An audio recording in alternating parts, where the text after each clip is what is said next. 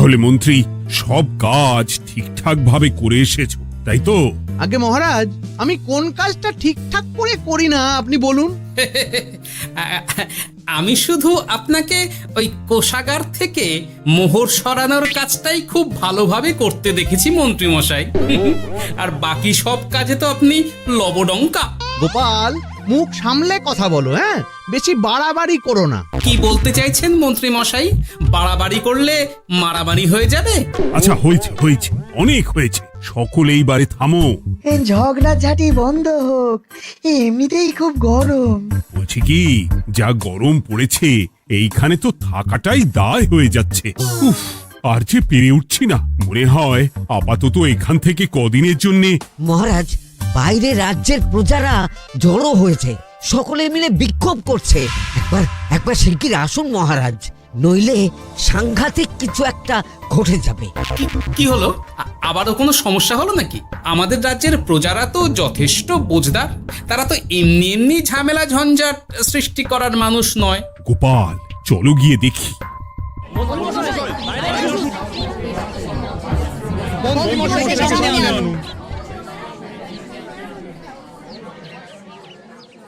কি ব্যাপার, তোমাদের কি সমস্যা হয়েছে? এইভাবে বিক্ষোভ করছো কেন? মহারাজ, মন্ত্রী মশাইকে সামনে আনুন, তারপর বলছি কি হয়েছে না হয়েছে। সেরেছে। আরে, আমাকে ডাকছে কেন? আচ্ছা, বলছি তোমরা একটু শান্ত হও। আমি বুঝতে পারছি তোমরা কিছু একটা কারণে খুবই অসন্তুষ্ট হয়েছো, তাই সেই জন্য বলছি আগে শান্ত হও, তারপর বলো মন্ত্রী মশাইকে কেন খুঁজছো, উনি কি করেছেন? গোপাল দাদা, তুমি তো জানোই রাজ্যে যা গরম পড়েছে, তার জন্য খাল বিল পুকুর নদী নালা একেবারে শুকিয়ে গেছে, চারিদিকে জলের হাহাকার। হ্যাঁ হ্যাঁ, সে তো জানি। গত সপ্তাহে এই সমস্যার কথা জানিয়ে মহারাজকে অনুরোধ করে গিয়েছিলাম যে রাজ্যের বাঁধটা যাতে খুলে দেওয়া হয়। কেন?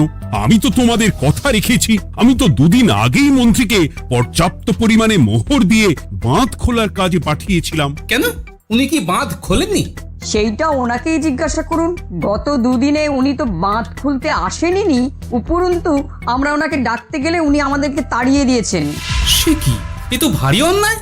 দুদিন ধরে অপেক্ষা করে আর না থাকতে পেরে আজকে আমরা এখানে এসেছি। এই অবস্থায় আমরা কি করব? যদি আমাদেরকে আমাদের রাজ্য সাহায্য না করে, তাহলে কোথায় যাব আমরা? ছি ছি ছি, আমি তো ভাবতেই পারছি না। মন্ত্রী, এই মন্ত্রী। মহারাজ, মন্ত্রী মশাইয়ের ব্যাপারটা পরে দেখে নিচ্ছি, আগে এদেরকে শান্ত করেই চলুন। মনে রাখবেন, প্রজারা একবার বিপক্ষে চলে গেলে কিন্তু খুব মুশকিল হয়ে যাবে। শোনো সকলে, তোমরা আজকের দিনটা একটু কষ্ট করো। আমি কথা দিচ্ছি, কাল সকাল হলেই বাঁধ খোলার ব্যবস্থা করব, ঠিক আছে? ঠিক কথা বলেছো তো গোপাল দাদা। দাদা বলে যখন ডাকো, তখন দেখো এই দাদা তার ভাইদের কিছুতেই নিরাশ করবে না। শুধু আজকের দিনটা একটু চেয়ে নিচ্ছি, ব্যাস। ঠিক আছে, আজকে আমরা চলে যাচ্ছি, কিন্তু কালকে কিছু না হলেই। কোনো কিন্তুরই জায়গায় নেই পুঁটির বাবা। আর তোমরা রাগ করো না। চিন্তা করো না, সকাল হলেই সাঙ্গ পাঙ্গ নিয়ে আমি বাঁধ খোলার কাজে নেমে যাব।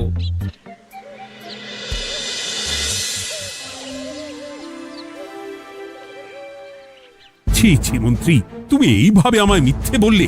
ভাবতেই পারছি না কি দরকার ছিল আমায় মিথ্যে আশ্বাস দিয়ে প্রজাদের সামনে নাক কান কাটার। মুখে কুলুপ কেন?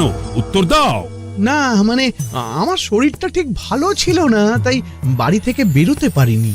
বলছি কি, শরীর খারাপ থাকলে রাজসভায় খবর দিতে পারতেন, আমরা কেউ দায়িত্বটা পালন করতাম, কি আছে? সমস্ত মোহরগুলো একস্থ করে ঘাপটি মারলেন ঘরে। ছি ছি, জানাই আপনাকে ধিক্কার। সকলে মিলে করো প্রতিবাদের চিৎকার। মন্ত্রী মশাই, ছি ছি ছি ছি ছি ছি। মহারাজ, আপনি এক্ষুনি মন্ত্রী মশাইকে কদিনের জন্য সভা থেকে বহিষ্কৃত করুন। সে তো করবই, তবে তার আগে আমি চাই কালকে যখন বাঁধ খুলতে তোমরা নামবে, তখন সেই কাজে কোনো লোক নিয়োগ না করে মন্ত্রীকেই বাঁধ খুলতে নামাবে। মহারাজ, এ কেমন বিচার আপনার? আমি না রাজ্যের মন্ত্রী। মন্ত্রী না ষড়যন্ত্রী। মন্ত্রী মশাই, তাহলে কালকের জন্য প্রস্তুত থাকুন। মহারাজের বাঁধ খোলার জন্য সকল মোহর তো আগেই আত্মসাৎ করেছেন, এবার শুধু কাজে নেমে পড়বেন, কেমন?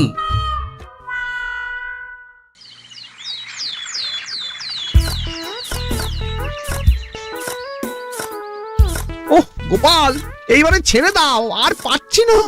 এত সহজে হাল ছাড়লে হবে বলুন? এই কে আছো? ওই শাবল কোদালগুলো দাও, আমি এদিকটায় খুঁচিয়ে দিই। এই সভাকবি, বিজ্ঞানী, এসো এসো এসো, হাত লাগাও। সবে মিলে করি কাজ, বাঁধ খোলা হবে আজ। বাঁধ খোলা হবে আজ, মন দিয়ে করো কাজ। একদম, হাত লাগাও, জোর লাগাও। গোপাল দাদা, সভাকবি, বিজ্ঞানী দাদা আর আর বাকি দাদা ভাইরা আসুন আসুন, সকলে একটু শরবত খান। আমাকেও একটু শরবত দাও। মোহরগুলো খেয়েও তৃষ্ণা মেটেনি বুঝি? হুম হুম। বাঁধ এক্ষুনি খুলবে, প্রজাদের সব জ্বালা জুড়োবে। বাঁধ খুলে গেছে। আমাকে বাঁচাও, আমাকে বাঁচাও। কোনো কোনো সময় ভুল করলে নিজেই সেই ভুল শুধরে আবার ফিরতে হয়। আপনিও তাই করুন মন্ত্রী মশাই, নিজে নিজেই উঠে আসুন। চলো সকলে।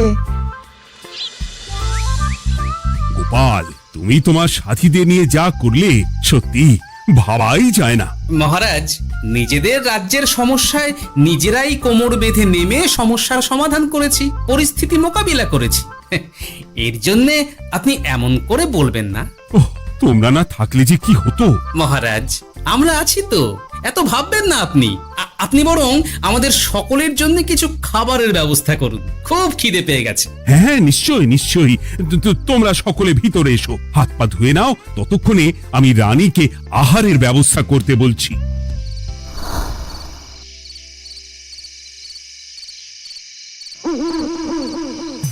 ওমা গো, ওমা বাঁচাও, কি শরীর খারাপটাই না লাগছে গো। একে গিন্নি, বাবারে, কি হয়েছেটা কি? তুমি এইভাবে এখানে শুয়ে কাতরাচ্ছ কেন? বলি তুমি এসেছো? হ্যাঁ, এই তো আমি চলে এসেছি। কি হয়েছে গিন্নি? তোমার কোথায় কষ্ট হচ্ছে? গরমে হাঁসফাঁস করছি গো, পারছি না। রান্না করতে গিয়ে খুব বাজে অবস্থা হয়ে গেছে গো, এই থেকে এইখানে পড়ে পড়ে গড়াচ্ছি। ঠিক আছে, আজ আর রান্না করতে হবে না গিন্নি, আমি রাজবাড়ি থেকে খেয়ে এসেছি। বাহ, নিজে খেয়ে এসেছো বলে আর রান্না করতে হবে না বলে দিলে? এদিকে রাত্রে আমি খাবো কি, সে খেয়াল আছে? হ্যাঁ হ্যাঁ, খেয়াল আছে, খেয়াল আছে। যাও, আমার জন্য রান্না চাপাও আর একটু জল দাও। দেখো, এত গরম পড়ে কৃষ্ণনগরের অবস্থা শোচনীয় হয়ে গেছে। বয়স্ক লোকেরা কোনো কাজই করতে পারছে না। সত্যি তো, এই গরমে রান্না করাটা খুবই কঠিন গিন্নি। কি বললে? আমি বয়স্ক লোক? আমার বয়স হয়ে গেছে, তাহলে নিজে কি? না না গিন্নি, আমি তোমায় কিছু বলিনি। আমি গোটা কৃষ্ণনগরের সাধারণ বয়স্কাদের উদ্দেশ্যেই কথাটা বললাম। তোমার তো বয়স হয়েছে বলে মনেই হয় না গিন্নি। ও তাই বলো?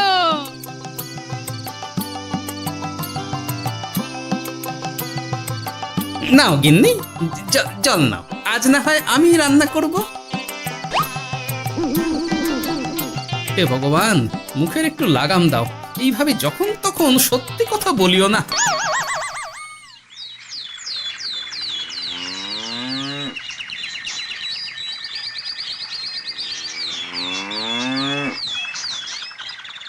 গোপাল দাদা, ও গোপাল দাদা, একবারটি বাইরে এসো, মহারাজ জরুরি তলব করেছেন।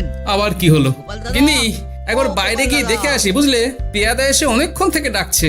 গোপাল দাদা, আচ্ছা, গিয়ে গোপাল দেখো। দাদা, ও গোপাল দাদা, গোপাল দাদা, ও গোপাল দাদা, আরে তুমি এক্ষুনি একবার প্রাসাদে চলো, রানীমার খুব শরীর খারাপ করেছে, মহারাজ তোমাকে খবর দিতে বললেন।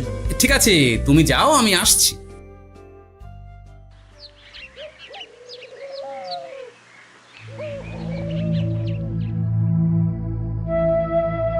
গোপাল, কি হবে বলো তো? রানী তো দুমদাম করে ব্যারামে পড়ে না। মহারাজ, ভয় পাবেন না, আমরা আছি তো। বৈদ্যকে পরীক্ষা করতে দিন, দেখি সে কি বলে। মহারাজ, অতিরিক্ত গরমের জন্য শরীরটা খারাপ হয়েছে। আসলে উনি এই তীব্র দাবদাহ নিতে পারেননি। তবে চিন্তা করবেন না মহারাজ, আমি বাড়ি গিয়ে এক ধরনের বিশেষ পথ্য পাঠিয়ে দিচ্ছি। রানীমা খেলেই সুস্থ হয়ে উঠবেন। মহারাজ নিজের কানেই তো শুনলেন, রানীমার তেমন গুরুতর কিছু হয়নি, চিন্তা করবেন না। বৈদ্যর ওষুধে উনি সেরে উঠবেন। যাওয়ার আগে একটা কথা বলে যাই, গরমের এই দাবদাহ কিন্তু আরো ভয়ঙ্কর হবে, তাই সকলে খুব সাবধানে থাকবেন। শরীর যাতে ঠান্ডা থাকে এমন হালকা পাতলা খাবার খাবেন। আসি, রাজসভায় দেখা হবে। মহারাজ, বৈদ্যমশাই কিন্তু এটা ঠিক বলেছেন, গরম আরো বাড়বে, তাই দুজনেই খুব সাবধানে থাকবেন, কেমন? গতকাল তো আমার গিন্নিও গরমের চোটে কুপকাত হয়ে গেছিল, শেষমেশ আমাকে বাড়ি গিয়ে রান্না করতে হলো আর কি। ও বাবা, তাই নাকি? তাহলে তো খুবই চিন্তার ব্যাপার। আচ্ছা মহারাজ, আমি তাহলে এখন আসি, আবার রাজসভায় দেখা হবে। এই গরমে আর এখানে থাকতে পারছি না, বলছি কদিনের জন্য না একটু অন্য কোথাও গেলে হয় না গো? গিন্নি, এই গরমে ঘরেই থাকো, অন্য কোথাও যাওয়ার মোটে নাম করো না। বাইরে বেরোতে গিয়ে যদি কোনোভাবে গরম হাওয়া শরীরে লেগে যায় তাহলে বিপত্তির আর শেষ থাকবে না গিন্নি। কিন্তু এখানেও তো যা গরম পড়েছে, পচে গলে মরে যাই আর কি। উফ গিন্নি, দয়া করে এইসব বাজে কথা বলা বন্ধ করো তো, আমার আয়ুর থেকেও তোমার আয়ু দীর্ঘ হোক। বাহ, তুমি এসব কথা কোথা থেকে শিখলে গো? এই তো তোমার থেকে আর কি। গোপাল, গোপাল, রাজ্যের অবস্থা খুবই বেহাল। এই সবই আমাদের পোড়া কপাল। আরে সভা কবি, কি হয়েছে? তোমাকে দেখে তো মনে হচ্ছে তুমি কিছু। বিজ্ঞানী মহারাজ দুজনেই অজ্ঞান, ঘটি ঘটি জল ঢেলেও ফেরাতে পারেনি তাদের জ্ঞান। কি বলছো কি? তা তুমি এই ব্যাপারটা জানলে কি করে? গিয়েছিলাম একটু আগে বিজ্ঞানীর বাড়ি, গিয়ে দেখি লোকজনের ভিড় সারি সারি। সে কি? শুনলাম মহারাজ তাকে কিছু বলতে এসেছিলেন, তারপরে দুজনে বাইরে বেরিয়ে আসতেই অজ্ঞান হয়ে গেলেন। মহারাজ বিজ্ঞানীর বাড়ি গিয়েছিলেন, তাও আবার রানীমাকে ছেড়ে? রাজবৈদ্য কত করে বললেন এই সময় যখন তখন ঘরের বাইরে বেরোবেন না, কে শোনে কার কথা? আমার মনে হয় মহারাজ তেমন কোনো গুরুত্বপূর্ণ কিছু কথা বলতেই বিজ্ঞানীর বাড়ি গিয়েছিলেন। গরম কমানোর উপায় আলোচনা করতে হয় তো গিয়েছিলেন। আমাদের মহারাজ তো নিজের চোখেই দেখেছেন এই তীব্র গরমের চোটে রাজ্যের কি অবস্থা, কি অবস্থা। ঠিক বলেছো গিন্নি, আমার এই কথাটা তো মাথাতেই আসেনি। ধন্যবাদ গিন্নি, অসংখ্য ধন্যবাদ তোমায়। আমায় পরে ধন্যবাদ জানিও। হ্যাঁ, এখন আর দেরি না করে বৈদ্য মশাইকে সঙ্গে নিয়ে বিজ্ঞানী মশাইয়ের বাড়ি যাও। হ্যাঁ,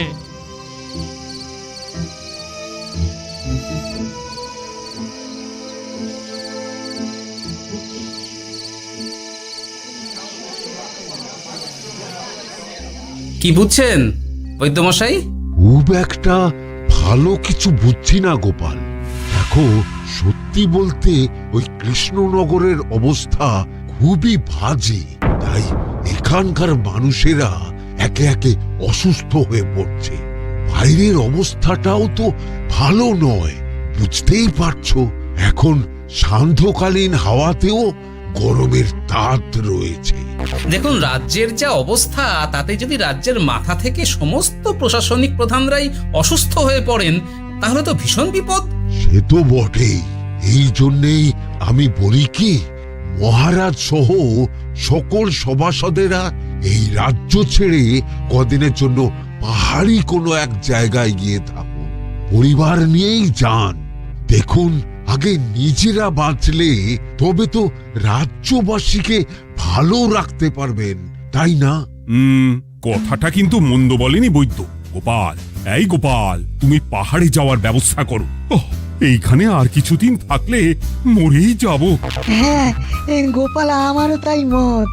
এক্ষুনি যা শরীরে ক্লান্তি এসেছে, আর কদিন এইখানে থাকলে মরেই যাব। মহারাজের অনুরোধে গরম কমানোর কোনো ব্যবস্থাও তো করতে পারলাম না, বাইরে বেরোনো মাত্রই দুজনে মূর্ছা গেলাম। বাবা, ঠিক আছে, বুঝেছি। মহারাজ, আপনি আর এই ব্যাপারটা নিয়ে বেশি ভাববেন না। বিজ্ঞানী, তুমিও আর বেশি কথা বলো না। আমি পাহাড়ে যাওয়ার ব্যবস্থা করছি। আমরা রাজসভা সকলে সব পরিবারে যাব। অনেক কাজ হয়েছে, এখন কিছুদিন আমাদের বিশ্রাম দরকার।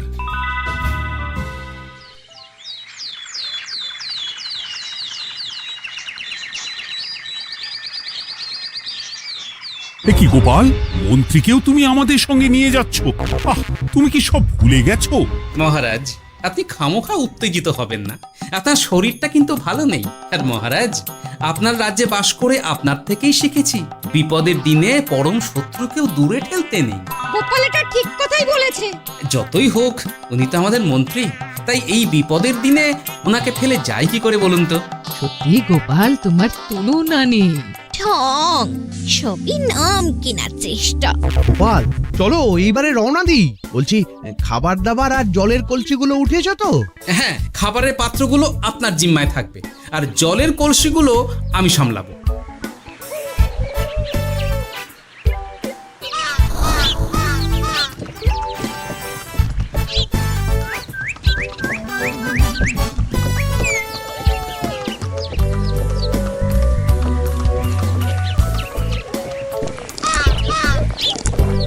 কি গো, তুমি খাবার ছেড়ে শুধুই জল খাচ্ছ? ওদিকে মন্ত্রী মশাই যে সব খাবার একাই সাবার করে দিলে না? ভালোই তো, থাক না। এরপরে বড় বাইরে যেতে হলে বুঝবে, আমি তো ওই জন্যই নিজের জিম্মায় শুধুমাত্র জল নিয়েছি। দেখো, জল খেলে ছোট বাইরে যাওয়ার দরকার হলে চলে যেতে পারবো, কিন্তু বড় বাইরে যাওয়ার দরকার হলে তো যেখানে সেখানে যেতে পারবো না। তাই জলই সই। কিন্তু সবার জল যদি তুমি একাই শেষ করে দিলে তাহলে? এই রে, এটা তো ঠিক বলেছো গিন্নি। পথে ঘাটে কোনো পানীয় জলের পুকুর বা কুয়ো দেখলে জল ভরে নিতে হবে, বুঝলে?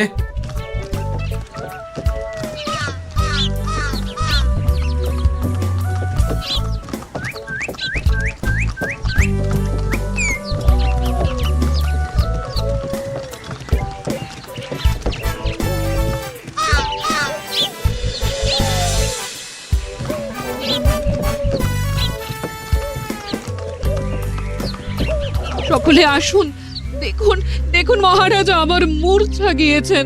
আসুন। সে কি, কৃষ্ণনগর পেরিয়ে এসেছি, এখন এই অচেনা অজানা জায়গায় এসে মূর্ছা গেলেন? গিন্নি, চলো তো শিগগির গিয়ে দেখি। কেউ ঘাবড়াবেন না, মহারাজের শরীরটা আসলে খুব দুর্বল ছিল তো, তাই মূর্ছা গিয়েছেন। তবে চিন্তার কিছু নেই, আমি এক ধরনের পথ্য দিচ্ছি, এটা খেলেই উনি আবার সুস্থ হয়ে যাবেন। ঠিক আছে বৈদ্য মশাই, আপনি তাহলে যত তাড়াতাড়ি সম্ভব পথ্যটা তৈরি করুন। হ্যাঁ, আমার এই পথ্যটা তৈরি করার জন্যে একটু জলের প্রয়োজন। একটু জলের ব্যবস্থা করুন তো। এ মা, বলি গাড়িতে যে এক ফোঁটাও জল নেই গো, কি হবে? এই গোপাল, তুমি একাই সব জল খেয়ে বসে আছো? হ্যাঁ গোপাল, এখন এসব বাদ দাও, চলো একটু জলের ব্যবস্থা করি। হ্যাঁ, খানাখন্দ, খাল, বিল, নদী, সমুদ্র, যেখান থেকে পারো জল নিয়ে এসো। জল ছাড়া এই পথ্য বানানো অসম্ভব। গোপাল, কি করা যায় বলো? দাঁড়াও, আমি একটু ছোট বাইরে থেকে ঘুরে আসছি। হ্যাঁ, খুব জোরে বেগ আসছে, ত্যাগ না করতে পারলে বুদ্ধি খুলবে না।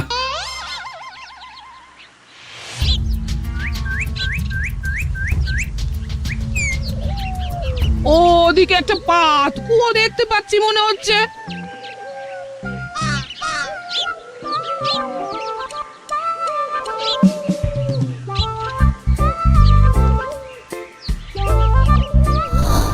জল কোথা থেকে পাবো? তবে কি জলের অভাবে আজকে মহারাজ সুস্থ হতে পারবেন না? রানীমা, ব্যাকুল হবেন না, আমি আছি তো। আমি থাকতে কিচ্ছু অঘটন ঘটবে না। সকলে শুনুন, বিশেষত মহিলাদের বলছি, আপনারা সকলে নিজেদের কাছে যত শাড়ি আছে সেই প্রত্যেকটা শাড়ি আমাকে দিন। আমি শাড়ি জুড়ে জুড়ে লম্বা রশ্মি বানাবো, তারপর সেই রশ্মিতে বালতি ঝুলিয়ে জল তুলব। দয়া করে কেউ দেরি করবেন না।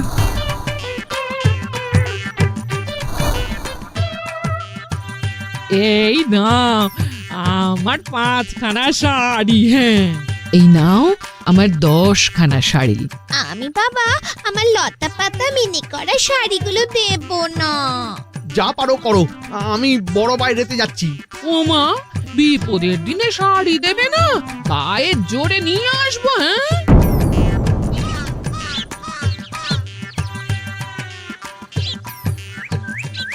এ বাবা, এখনো কিছুটা কাপড় লাগবে তো। যা গভীর পাতকুয়া, সবার সব শাড়ি তো কাজে লাগিয়ে দিয়েছি, এখন কি হবে? আরে ওই তো কার একটা ঝোপের কাছে ধুতি পড়ে রয়েছে, যাই ওইটাই নিয়ে নি। এই গোপাল গোপাল, আরে করো কি ওটা তো আমার ধুতি। আরে আরে আমি এই ঝোপে বড় বাইরের জন্য এসেছি। আরে মন্ত্রী মশাই, বড় বাইরে করার সময় অযথা অন্যদিকে মন দেবেন না, তাহলে পেট সাফা হবে না।